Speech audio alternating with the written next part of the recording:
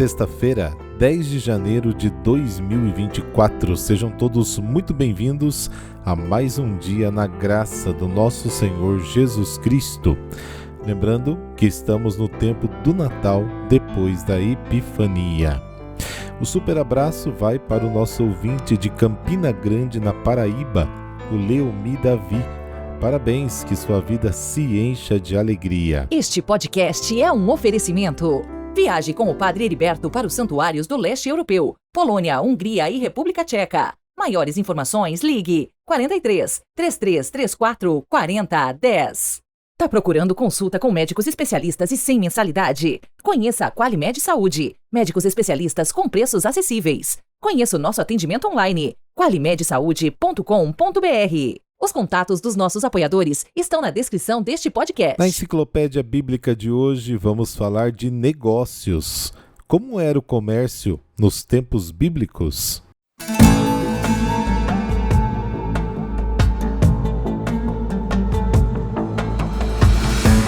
Bom, um dos primeiros negócios registrados pela Bíblia é o contrato de compra de um campo de uma caverna que Abraão fez com o hitita Efron. Desde que os israelitas se estabeleceram em Canaã, foi reprovada a compra e venda de terras. As pessoas possuíam suas terras a título de concessão fiduciária da parte de Deus. Não havia proprietários. Cada família recebia um lote como sua herança, que devia permanecer como parte dos bens da família. Havia leis especiais de resgate.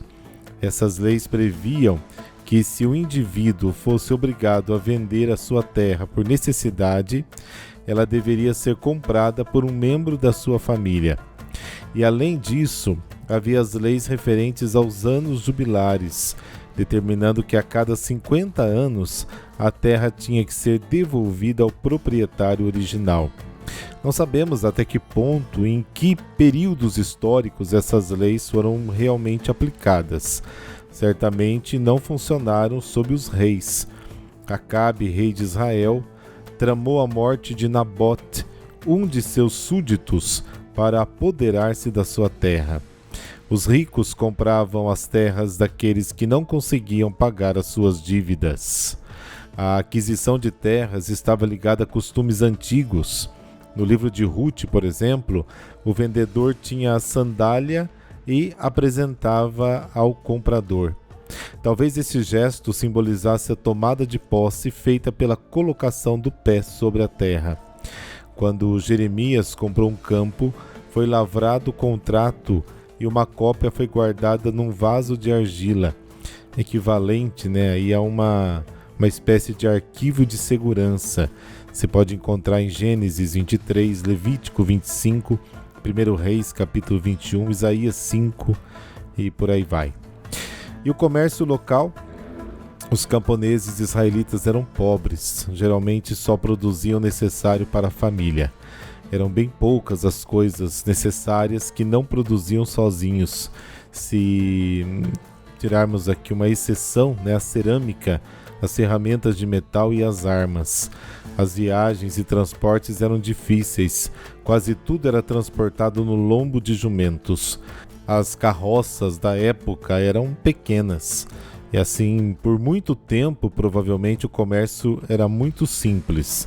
Aos poucos se desenvolveram aí os mercados junto às portas das cidades, onde se vendiam produtos agrícolas, ovelhas, cabras.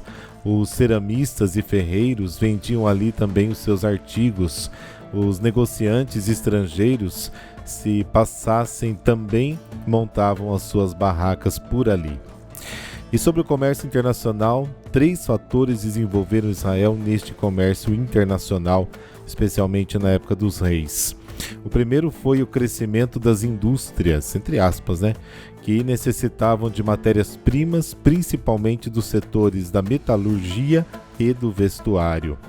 O segundo foi a conquista por Israel de novos territórios situados nas rodas do comércio internacional. Em terceiro lugar, os reis interessavam-se em criar riquezas e adquirir artigos de luxo.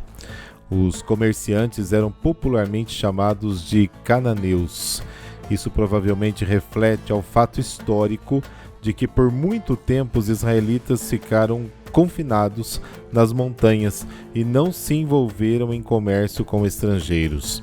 O profeta Isaías fala de Tiro, cujos mercadores eram príncipes, cujos negociantes eram nobres do mundo. Isaías capítulo 23, versículo 8. Mas Oséias declara que o povo de Israel é tão desonesto quanto os cananeus e engana os seus clientes com balanças falsas. Oséias capítulo 12. Israel estava situado na junção entre a Ásia Menor, a Turquia e a Síria, o Egito, a Arábia. Os israelitas fizeram bom uso dessa condição.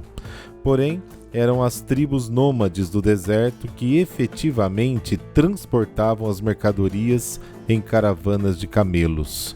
Partindo da Ásia Menor, viajavam através das montanhas de Tauro, depois seguiam a oeste do deserto sírio por Alepo, Emate e Damasco, até chegar em Israel. Saindo da Mesopotâmia, passavam pelo norte do deserto da Síria, através de Harã e Alepo, e depois rumo ao sul até Israel. Da Arábia saiu uma rota pelo litoral do Mar Vermelho e depois de Acaba seguia para o norte rumo a Damasco, passando por Moabe e Galaabe e para o noroeste em direção a Jerusalém, ou ainda para o oeste até o porto de Gaza. E é isso aí, semana que vem vamos falar das rotas comerciais marítimas.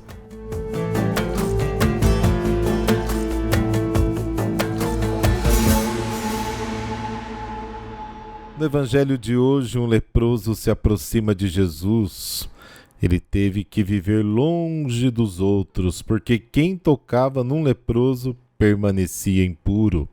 Mas ele teve muita coragem, ele transgrediu as normas da religião para se aproximar de Jesus. E diz: Senhor, se queres, podes me curar. Ou seja, não há necessidade de me tocar. Contanto que o Senhor queira, eu ficarei curado. Esta frase revela dois males. Primeiro, o mal da lepra que o tornou impuro. Segundo, o mal da solidão, que ele foi condenado pela sociedade a viver. Revela também a grande fé do homem no poder de Jesus. E Jesus, profundamente comovido, cura os dois males. Primeiro, para curar a solidão, toca no leproso. É como se ele dissesse: para mim você não está excluído, recebo você como um irmão. E depois ele cura o leproso dizendo: eu quero, fique curado.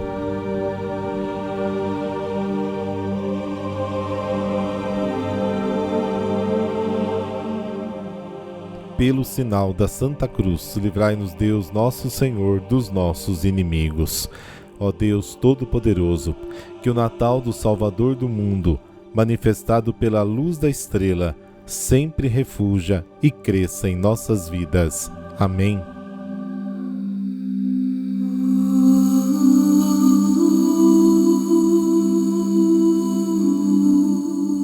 Lucas, capítulo 5, versículos de 12 a 16. O Senhor esteja convosco. Ele está no meio de nós. Proclamação do Evangelho de Jesus Cristo segundo Lucas. Glória a vós, Senhor. Aconteceu que Jesus estava numa cidade e havia aí um homem leproso. Vendo Jesus, o homem caiu a seus pés e pediu: Senhor, se queres, tu tens o poder de me purificar. Jesus estendeu a mão, tocou nele e disse: eu quero, fique curado. E imediatamente a lepra o deixou. E Jesus recomendou-lhe: não digas nada a ninguém. Vai mostrar-te ao sacerdote e oferece pela purificação o prescrito por Moisés como prova de tua cura. Não obstante, sua fama ia crescendo e numerosas multidões acorriam para ouvi-lo e serem curadas de suas enfermidades. Ele, porém, se retirava para lugares solitários e se entregava à oração. Palavra da salvação, glória a vós, Senhor.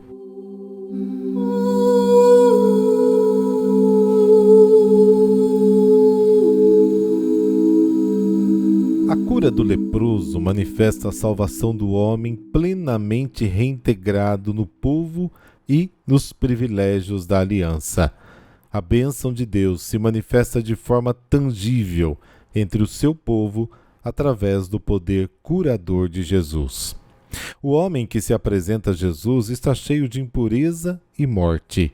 É exatamente o oposto de Jesus que saiu do Jordão, cheio do Espírito Santo, ou seja, cheio da vida de Deus.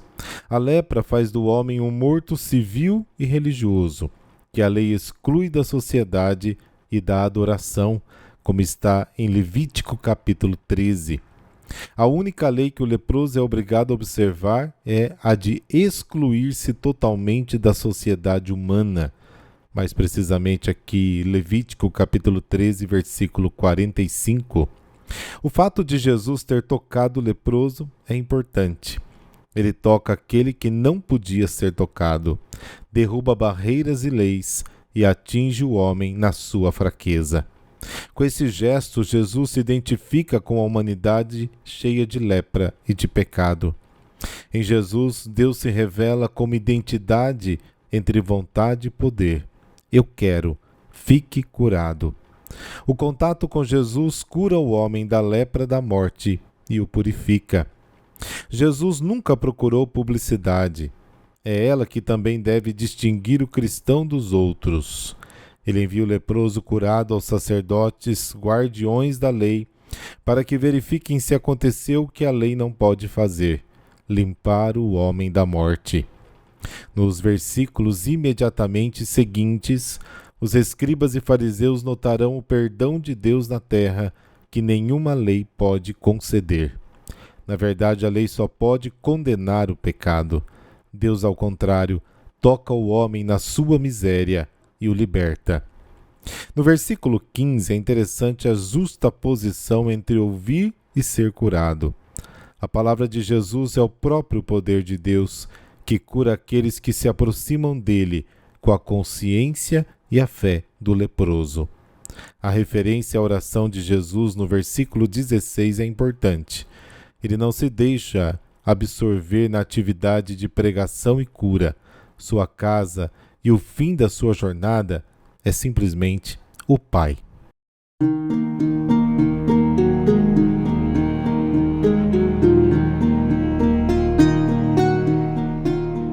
São Nicanor.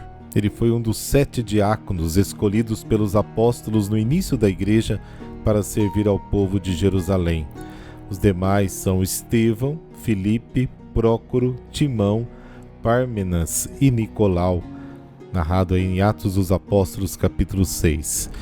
Deles temos mais notícia apenas de Estevão, primeiro mártir por Cristo, e Filipe, que pregou na Samaria e converteu Simão Mago e um etíope eunuco. É um fato aí tradicionalmente considerado como o início da igreja ortodoxa etíope. Bom, a necessidade desses diáconos aconteceu porque naquele período a igreja distribuía os auxílios recebidos em comum, mas os judeus que falavam grego alegaram que suas viúvas não estavam recebendo devidamente essas ajudas, sendo preferidas pelos que falavam hebraico. Os apóstolos decidiram então que não era correto que eles mesmos deixassem de pregar a boa nova para se encarregar das distribuições. E assim rezaram, impuseram as mãos e para este serviço, esses 7 homens bem conceituados.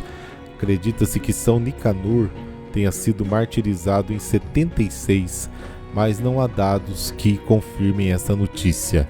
O Análise Ecclesiastique Barônio, com algumas informações sobre ele, atualmente é considerado historicamente incorreto. Rezemos. Senhor, que destes a cada um de nós um nome pelo qual seremos reconhecidos no céu. Concedei-nos pela intercessão de São Nicanor, recebamos a imposição das vossas mãos para cumprir o serviço que nos destinastes e sejamos felizes no absoluto anonimato das boas obras, pois sem a humildade, origem de todas as virtudes, não poderemos receber ou distribuir as graças e auxílios que devemos aos irmãos, nem ser contados no número dos eleitos, dos vossos escolhidos. Amém.